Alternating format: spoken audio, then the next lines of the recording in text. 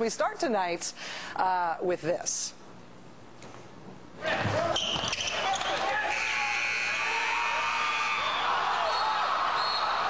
from Guilford College hitting a three-point buzzer-beating basketball shot from roughly 90 feet.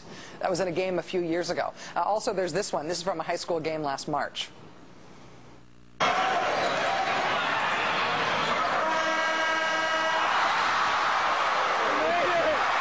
That's not all. There's also this one. Watch this one.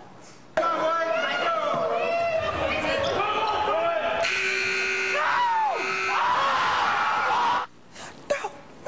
Do it again. One more. Go on.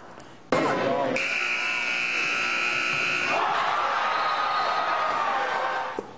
Okay, one more. Go on. One more.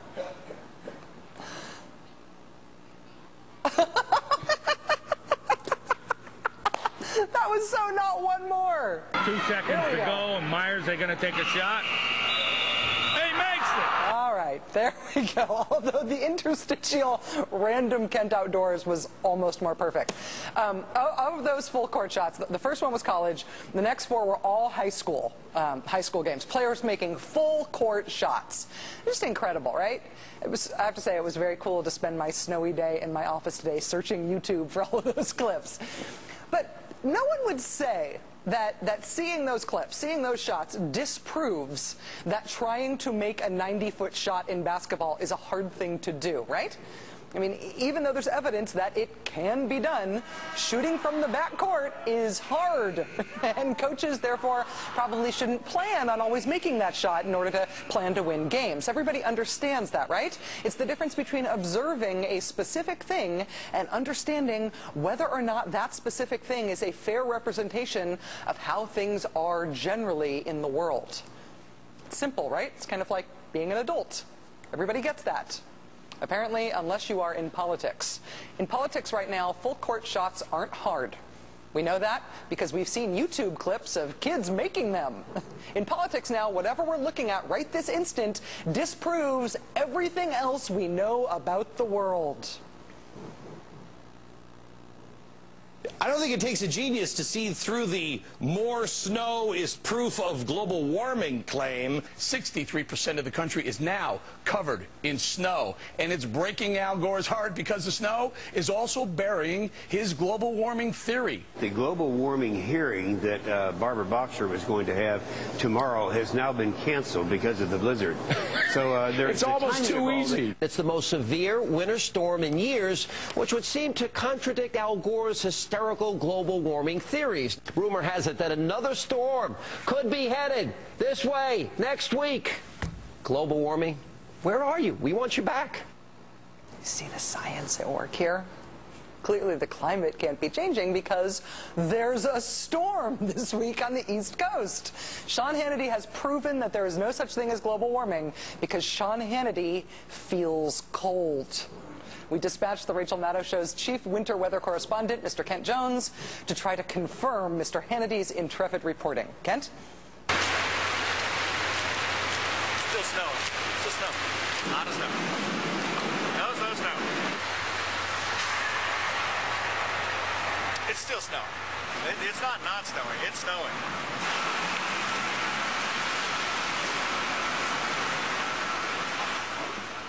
Deny that. Huh? Breaking news. We can now confirm it is cold and it is snowing along the East Coast in February. You know, if one person wins the lottery, that's awesome for that person, but it does not disprove the existence of the recession.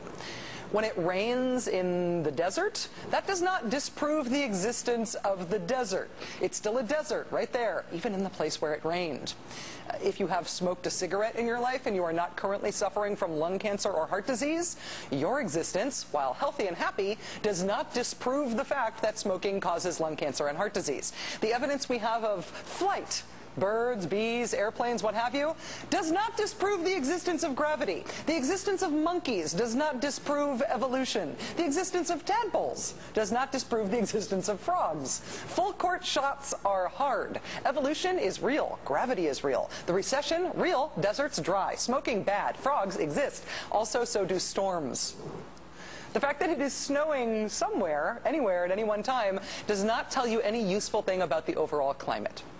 NASA says, you know, those hippies at NASA, NASA says that global average temperatures for the last year were the second hottest year on record, ever. The past decade was the warmest decade in the past 2,000 years. But it's snowing somewhere today, so that must all be meaningless. Okay, but if we're going to take one fact about the current weather and use it to obfuscate every other observable truth about the climate as a whole, I would like to add one thing to the mix. There's no snow in Vancouver for the Winter Olympics. Everybody panic! Joining us now is Emmy Award winner and scientist Bill Nye, the Science Guy. Mr. Nye, thank you very much for coming back on the show. It's nice to have you here. It's so good to be here. Can you explain in layman's terms whether a snowstorm disproves global warming? Well, first of all, it doesn't, no. But we remind you that global warming was the first term for this phenomenon that we now call climate change. So it's very reasonable that a snowstorm in Washington that's this severe is a result of climate change. Is it consistent to have extreme weather conditions like big storms or even seasonally appropriate storms and to have the kind of climate change that's been forecast and discussed by most of the reputable scientists in the world? I know what you're driving at, Rachel. Yes, this would be consistent with such a thing, as is no snow near the city of Vancouver on Mount Cypress there, as is the big mudslides we had here in Southern California the day before yesterday and a little bit last night. There's more energy in the atmosphere, and this is stirring things up.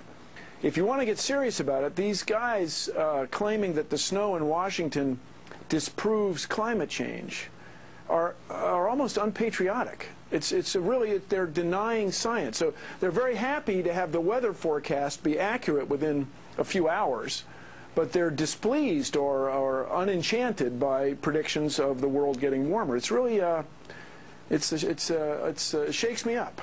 And you say, using the term unpatriotic and saying that it's sort of defying science, do you feel like there is a legitimate beef about the facts here, honestly? Or do you feel like some people just don't like what the facts say? Well, my thinking is, really, I've thought about this a lot as an educator, spent a lot of time with a lot of people. It's mostly generational. It seems to be. This is anecdotal from me. Older people just have a much harder time grasping the idea that you have many billions of people on the planet with a very, very thin atmosphere. You're able to affect its climate. When younger people are able to sort of embrace it, understand the evidence, and move forward. Just as you say, making a full court one-arm shot happens now and then. There's snowstorms in Washington, D.C. now and then. What's the difference between weather and climate? I think this is the sort of argument about, a snowstorm disproves global warming. It's the sort of argument that people have at the water cooler, on the street, with neighbors. What's an easy way to explain the difference there? Well, one's a small-scale phenomenon, happens day to day. The other's a big phenomenon, and we all know this. We all feel it in our hearts. You know that the Mojave Desert is dry. That's its climate. It's a dry climate. It rains now and then, as you pointed out, but it's a dry climate. You know the Amazon rainforest is a wet climate. Washington, D.C., New York City, these are an in-between climate. So you get in-between weather phenomena. What kinds of indicators should we be paying attention to? What aren't stupid indicators in order to assess the danger posed by climate change? Well, overall, the world's getting warmer. If you like, these phenomena, by the way, this week and stuff, are just generally a result of El Nino, where the Pacific Ocean surface gets a little warmer, and this affects the weather in North America like crazy, and this is very well documented, and you can go to the National Oceanic and Atmospheric Administration websites, and you can look at these data. The sea surface is warmer, putting more energy in the atmosphere, and making things more turbulent. The main thing is, the Intergovernmental Panel on Climate Change got a Nobel Prize. They got a scientific prize for making a discovery. They didn't get a minor award. This is a big deal. They discovered climate change through all kinds of evidence, and it's something we should all be very, very concerned about. This thing of denying science. You know, science has done so much to make this country what it is, a technological leader. It's improved the quality of life for so many people here and around the world. To deny what scientists or scientific evidence is showing is inappropriate. And as I said earlier, to me, when I get wound up, it's unpatriotic. Well, I hear you, and I get wound up about the same things, and I'm grateful that you were able to come on the show and talk about it. Bill Nye, the science guy, thank you so much. Thank you. Really appreciate it.